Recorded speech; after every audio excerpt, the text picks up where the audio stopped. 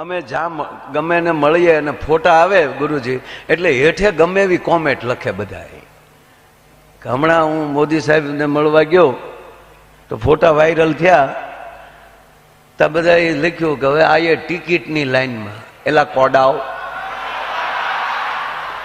આ અમારી પાસે ટિકિટો વાળા ઓછા છે તો અમે ટિકિટની લાઈનમાં જઈએ સાહેબ. અમારા માટે ટિકિટ બહુ નાની છે સાહેબ. અમારા માટે આ મિત્રો છે એ અમારી ટિકિટો છે આ બધી. બસ મને પ્રોગ્રામમાં આગળ વધવા ગયો. હું મારો વિષય નહીં છોડું. મને જે માટે સદગુરુએ હુકમ કર્યો છે બસ મારે બોલવાનું છે. કંપનીમાં ટાયર બનાવ્યા હોય ને તો ટાયર રેવાય, એને એન્જિન ન થવાય, ઓગળી જાય. સ્ટડ બન્યો હોય તો ને કોઈ દી સ્ટડ હોય ને આપણો ગાડીનો ભલે નાનો જ હોય પણ એને નાનું નહીં સમજવાનું. એને ખબર છે કે હું સૌ એટલે આખી ગાડી હાલે છે. કંપની જેને જેને બનાવ્યા છે હવનું સ્થાન બરાબર પકડી રાખો, નકર ડિઝાઇન બગડશે. જ્યારે તમે જે છો એનો આકાર જ્યારે બદલો છો ત્યારે એક આખું વિકૃતતા ઊભી થતી હોય છે. હાથને હાથ જ રહેવાય, એને પગ ન થવાય. હવે તમે આમાં માલો તો વિકલાંગ લાગીએ ને યાર. હાથને જમવાનું કામ એ આવા મહાપુરુષના ચરણ પકડવાનું કામ આ હાથને કરાય, બીજા ધંધા ન કરાય સાહેબ. એટલે દુહો છે ગુરુજી કે માણસને આપણે માણસ બનીને આવ્યા છીએ ને. વાત ગૂગલને જે પૂછો એ કહી દે. આગળ વધો. હાસા છે ખોટા છે એ નિર્ણય ચેહર જોગણીને કરવાનો છે. આપણે જે છીએ એવા પ્રસ્તુત થઈ જાવ એની સામે, એની સામે રજૂ થઈ જાવ. ઓછા માર્ક છે વધારે આવશે પણ ભણ્યા તો કરે ને. એકવાર નાપાસ થઈ પછી એમ કે હવે નો ભણાય બધું થઈ જાય. અરે ઠોઠ વિદ્યાર્થી હશે ને એને સારો શિક્ષક હોય તો થોડાક માર્ક ઘટતા હોય ને તો એ શિક્ષક પોતે ગુરુજી પોતે આપે માર્ક. માસ્ટર સાહેબ मास्टर साहब बैठा है ठेठ कच्छ में नौकरी कच्छ में करे. भचाऊ के बाजू में कौन सा गांव है? खारोई गांव में. गांव का नाम है खारोई पर मीठा बहुत है.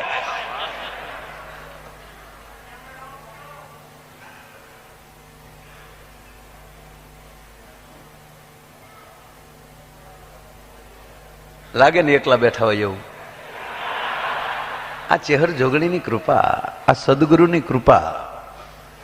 વાત એ કરતો હતો કે થોડાક કદાચ આપણે 35 માર્કે પાસ થાય પણ માની લો 30 આવ્યા હોય ત્યારે એક સારા શિક્ષક એની અંદર કૃપા ગુણ ઉમેરે છે કે શાબાશ દીકરા ભલે ઓછા આવ્યા મારા તરફથી 4 ગુણ 5 ગુણ આપું, આગળ વધ. આ કૃપા ગુણ મળવા મળે ને તમે કોઈ દી નાપાસ ન થાવ ભલામણા.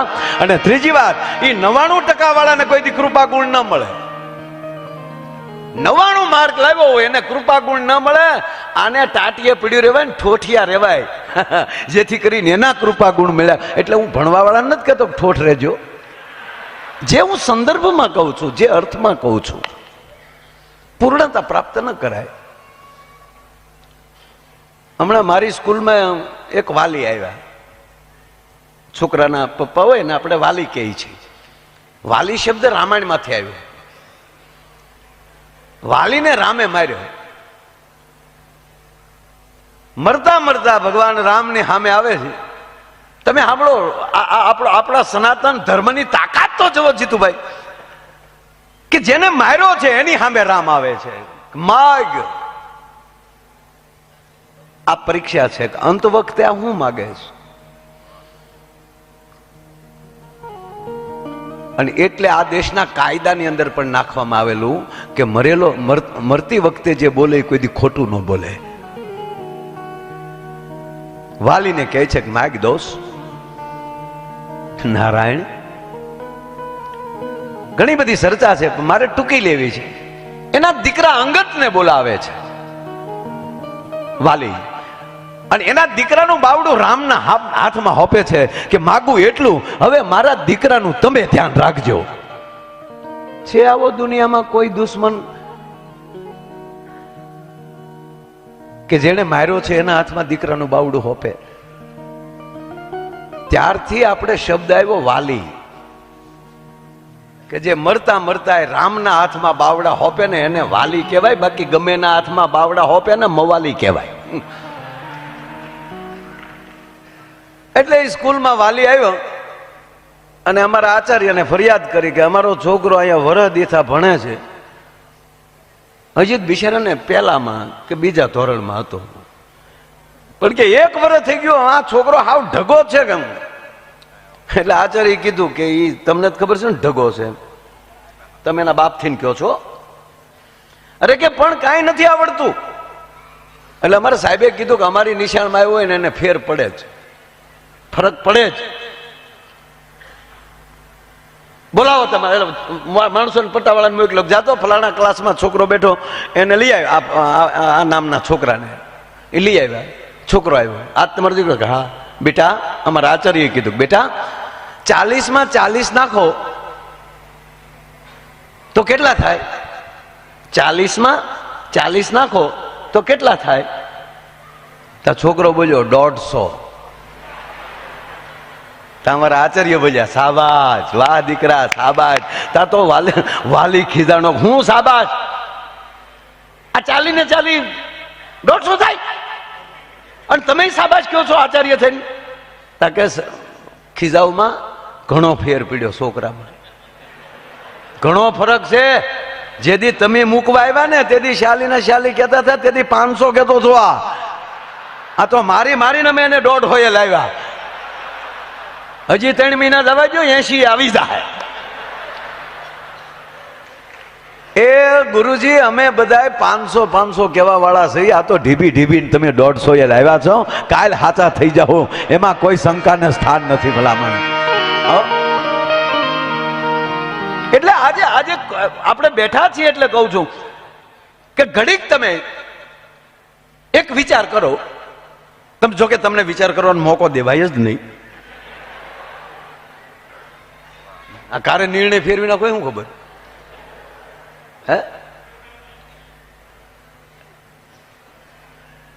કરણ દાન દઈ અને રોજ હવા પર દી ચડે એટલે મહારાજ કર્ણ છે એ જે આવે ને એમ કહેવાય ખોબે ને ધોબે હોણા મોર આપે, આમણા જે આવતા જાય ને આમ દેતા જાય, એમાં કોઈ બાકી નહોતું રહ્યું, બધું પૂરું થયું. અને બરોબર ગુરુજી આમ ઊભા થઈ અને મહારાજ કર્ણ આમ પાછા ફરીને આમ જવા જતા હતા તો જ્યાં જમણો હાથ હતો આમ પાછા ફરી જાય એટલે એ બાજુ ડાબો હાથ આવી જાય. એમાં કોકે કીધું મહારાજ ખમજો, એક હજી બાકી છે, આવે છે. એ માણા આવી ગયો એટલે કરણે નજીક પડતો હતો ડાબો હાથ, એટલે ડાબા હાથથી ઉપાડી અને ખોબો ભરીને એને મુઠ્ઠો ભરીને આપી દીધા. ઓલો તો દાન લઈને વયો ગયો. ત્યારે કોઈ પૂછ્યું કે તમે મહારાજ જમણા જ હાથે આપો છો, આને ડાબા હાથે કેમ આપ્યો? કારણ કે જમણા અને ડાબાનું કાંઈ નથી, 2 હાથ મારા છે, પણ મને જે નજીક પડતો હતો ત્યારે એ ડાબા હાથને તાંહડો નજીક પડતો હતો અને હું આમ ફરી અને પાછો જમણો હાથ દેવા જાઉં ને એમાંથી મને વિચાર ફરી જાય ને ઓછા દેવાનું મન થાય તો એની કરતાં લેરે એમ કહેવાય કે ડાબો જ હાથ ભરીને એમણે આપી દીધો. એમ જરાય બિલકુલ જ્યારે હારી પલ આવે એ પલ ચૂકી ન જતા. હવે દાખલા તરીકે આપણે વિચાર કરીએ કે અત્યારે તમે કોમ્પ્યુટરમાં નાખો તો આજનું એરલાઇનનું બુકિંગ કેટલું, આકાશમાં કેટલા ઉડતા છે અત્યારે. ટ્રેનનું બુકિંગ નાખો, અત્યારે ટ્રેનમાં કેટલા ઉભા છે હમણાં બાવડા પકડી ધબડક. એસટી બસમાં કેટલું પબ્લિક હશે, એ ખટારા કંડક્ટર કેટલા રોડે હશે, પોતપોતાની ગાડી લઈને માણા કેટલા રોડે હશે. ઘરે ક્યાં કોઈ રહે જ છે, રોડે જ છે, બધા રોડે જ. કાંઈ નહીં તો અમથા અંધારામાં સેલ્ફી બનાવતા હશે અને અમુક હાવ નાળા ઉપર બેઠા બકા ક્યાં સારો બકાનો. આપણને એમ કે ભાઈ હુઈ ગયો છે પણ ગોદડામાં હોપટ મેસેજ જતા હોય. શું પરજા બની છે હમણાં. તમે આ વિચાર કરો કેટલા જણા અરે છોડો પોતાના સ્નેહીઓના બાવડા પકડીને હોસ્પિટલમાં કેટલા બેઠા હશે. વર્તમાનમાં રોડ ઉપર લોયાળ હાલતે કેટલા પીડ્યા હશે. બસ પોતાના હૃદય ઉપર હાથ મૂકીને એટલો કહેજો કે હે માં ચેહર જોગણી, અમે ક્યાંય નથી, અમે આ રાતે તારા દરબારમાં બેઠા છીએ, આનાથી અમારે બીજું કયો આનંદ હોઈ શકે? અમે કેટલા ભાગશાળી છીએ કે આવા મહાપુરુષોની વચ્ચે આજની રાતે અમે બેઠા છીએ. અમે નથી આકાશમાં ઉડતા, નથી અમે રોડે જતા. અમને રાત આજે આ મળી છે, એ પોતાના હૃદયને ધન્યવાદ આપજો કે બસ અમારી રાતો આવી જાય. આના દરબારમાં આવીને તમારા જીવનનો પ્રશ્ન મનમાં બોલો ને. બાપ, હું જીતુભાઈને અમે બેઠા હોય, બાપુ ગુરુજી ઘણી વાર વાત થતી હોય કે આના દરબારમાં આવીને તમારા મનનો સંકલ્પ, અરે છોડો, તમારા મોબાઈલમાંથી બ્લુટૂથ થી તમે ફટ દઈને કોકમાં નાખી શકો તો આ કચકડાનું રમકડું તમારી અંદર જે પીડ્યું હોય એ આમાં લઈ લેતું હોય તો જ્યાં ચેહર જોગણી બેઠી હોય તમારા મગજની બધી વાતો લઈ લે ફટ દઈને ભલા માણા, એમાં વાર ના લાગે. પણ ભરોસો તમારો પોતાનો હોવો જોવે, વિશ્વાસ તમારા પોતાનો હોવો જોવે, અહંકાર વગરનો હોવાય. જીતુભાઈ ને બધા મિત્રો છે, અમારા પારિવારિક સંબંધ છે, પ્રશ્ન નથી. પણ અમને ગમે છે એનું કારણ એ છે કે અંદરની સર્કિટ એક થાય છે, વિચાર શ્રેણી એક થાય છે.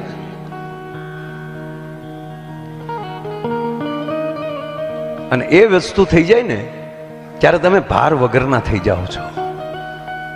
નાની એવી એક વાત કહી, મારે તમને હસાવાય છે, થોડો ઘણો સમય લઈશ હું તમારી પાસેથી.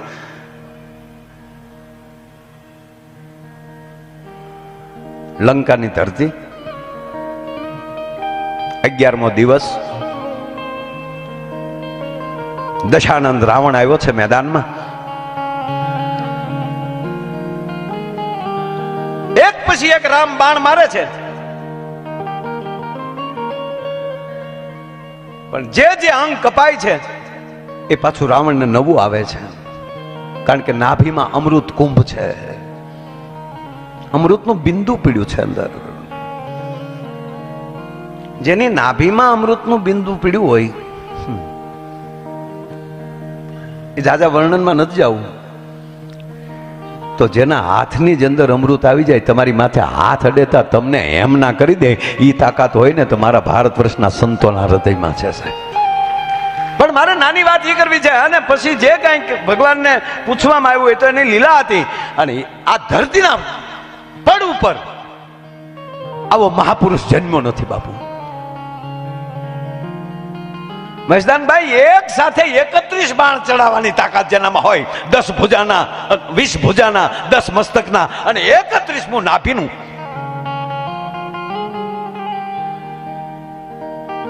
છાણાણ કડક બહુ જ કરતો એમ કહેવાય કે રાવણ ધરતી ઉપર પડે છે, ભગવાન રામ આમ હાથ જોડે છે, લંકેશ ને પ્રણામ. હે હરિ, રામ કહા, કહા રામ, કહા રામ, આવું બોલે છે રાવણ. કહા રામ? લંકેશ તારી સામે ઉભો છો. અહીંયા ભગવાન રામે હાથ જોડ્યા બાપુ,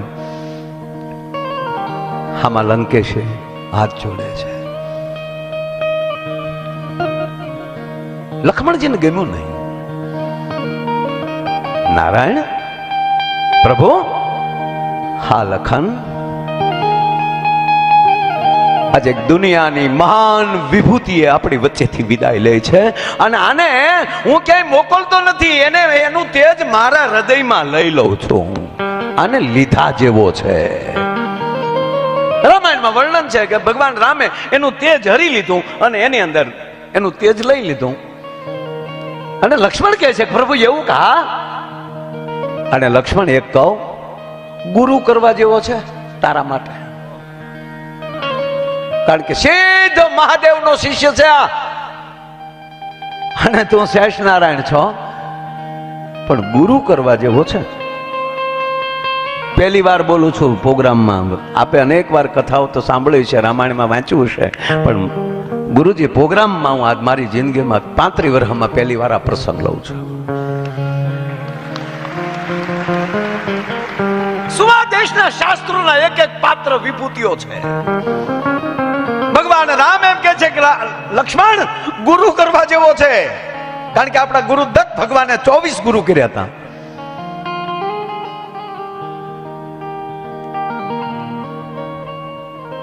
એટલામાં તો લક્ષ્મણ સમજી ગયા ને રાવણના ચરણ પાસે ચરણ સ્પર્શ કરીને ભારત વર્ષનો ભાનુકુલનો પુત્ર ભાઈ ભાનુકુલાય નારાયણ શેષ અવતારાય રામ લઘુ લક્ષ્મણો વંદે.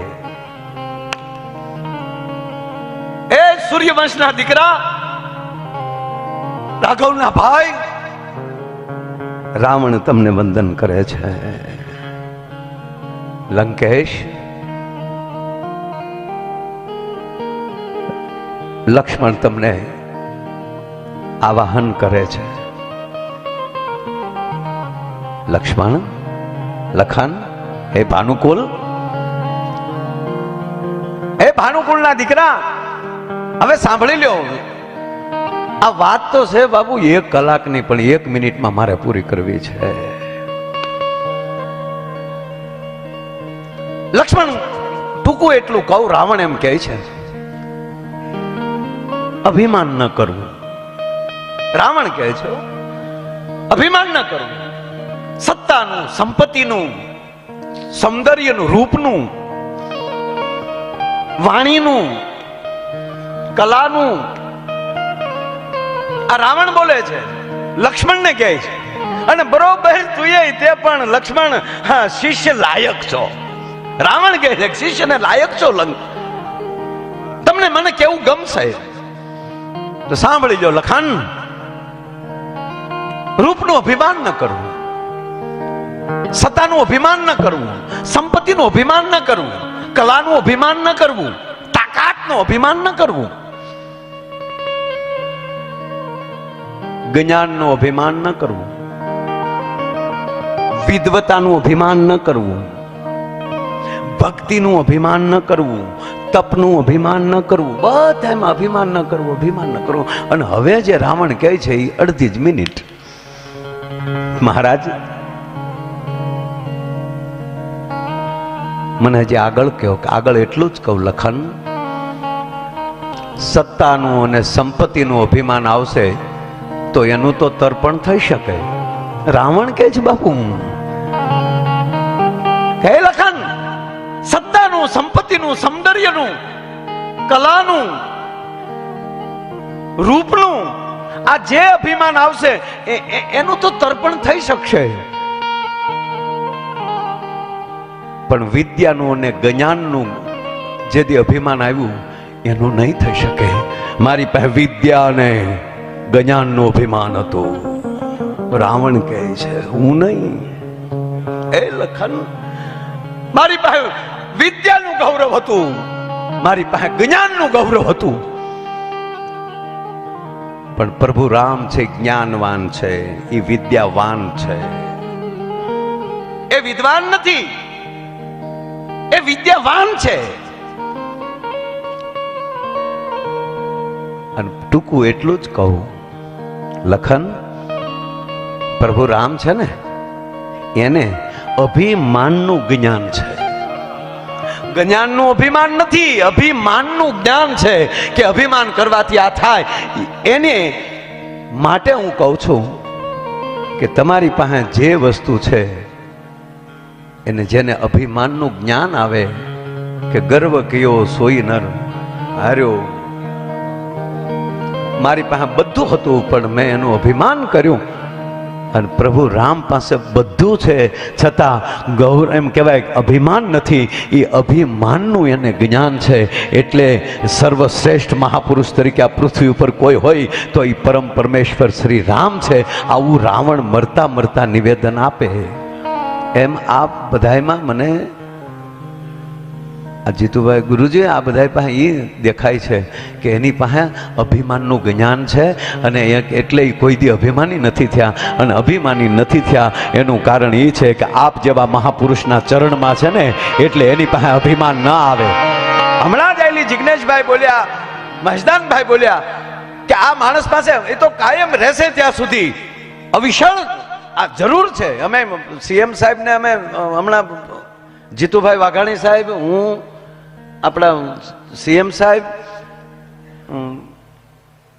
બીજા બે મંત્રી ઋષિકેશભાઈ અને ત્રીજું કનુભાઈ, હા બરાબર, કનુભાઈ દેસાઈ.